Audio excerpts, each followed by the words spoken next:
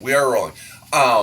Welcome to my second video. Well, I made a lot of other videos, but this is my second live video, although I'm not actually doing it live because doing it live with this phone is not a lot of fun because it can't record and broadcast at the same time. So, today we're going to be trying boards. Now, what that means is we're going to be making them flat and true. Why it's called trying is beyond me. So, we've got these boards. All of these boards, I don't know if you can see it, but they kind of have a scalloped effect going along it. That's from the original planer at the mill. It has 1,000 little blades that are spinning about, scooping up little itty bitty pieces instead of one blade that's going to take a shaving. This is thicker than I need it to be. I need it to be 3/4 of an inch thick, and it's about 7/8 of an inch thick. So in order for me to figure out in order for me to reduce it to size, I first need a flat reference face. This is probably flat, but not smooth, and I want smooth. It's also not perfectly flat. So I put it on the bench, and I grab my big jointer plane, also known as a trying plane, because it tries.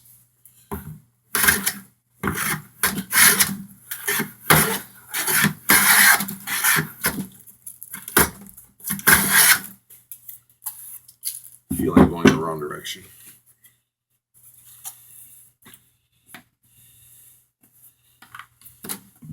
In case you're wondering, this little wedgie clamp system thing here is not an original to me. This is a really classic system to hold something to a bench top. It's mostly because I don't want to spend all the money on a Veritas bench dog system. Oh, that's much better.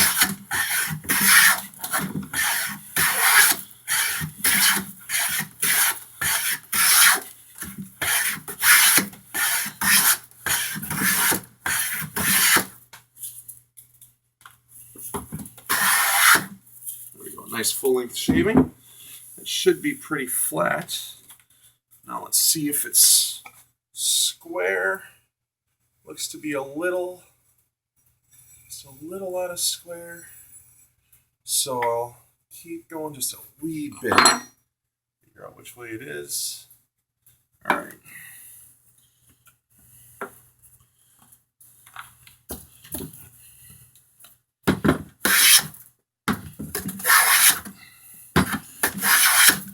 Now, the reason you use a longer plane like this, when you're really trying to chew something out,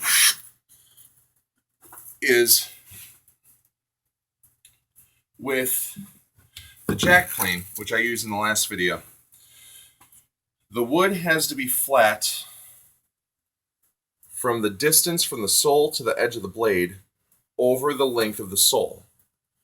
So this can actually ride in a hollow as long as this sole is. However, the jointer plane is a full 24 inches long. So the wood has to be flat to within, from the distance of the bottom of the sole to the blade, for the full 24 inches before the plane will ride inside of the gullet. Now, I have even smaller planes, such as smoothing planes, which will ride in even smaller gullets, and then the smallest I have are the block planes, and then the shortest sole of all is the spoke shave. These all have different purposes, they all function differently, they all ride in different size gullets.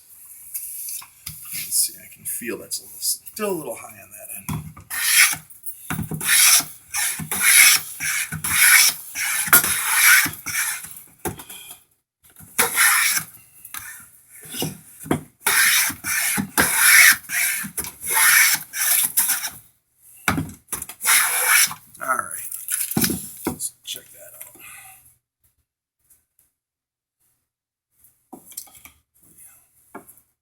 Just a shave.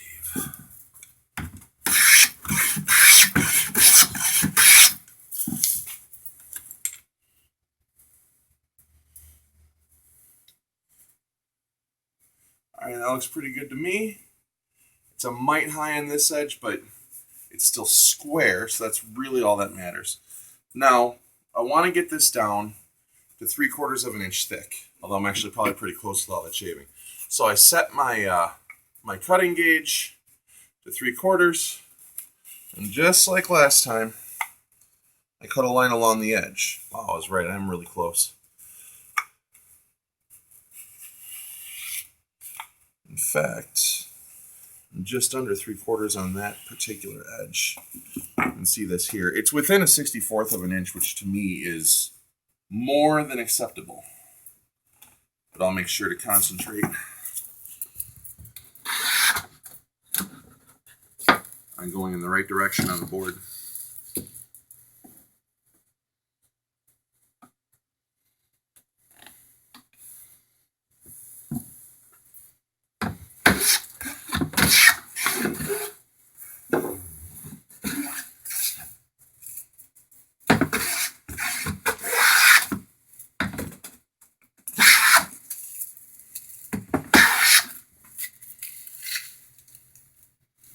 And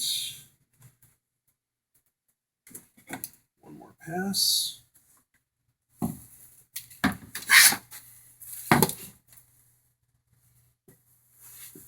All right, now check for square and square there.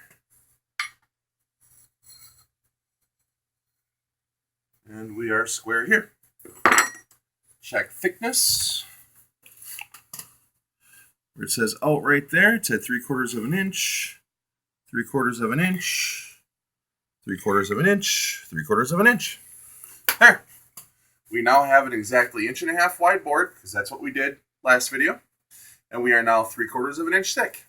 And now I'm going to move on, once I'm done with all of these, to cutting them, marking them and cutting them to length, and measuring the length and getting them ready for joinery. And that's all I've got today. Thanks.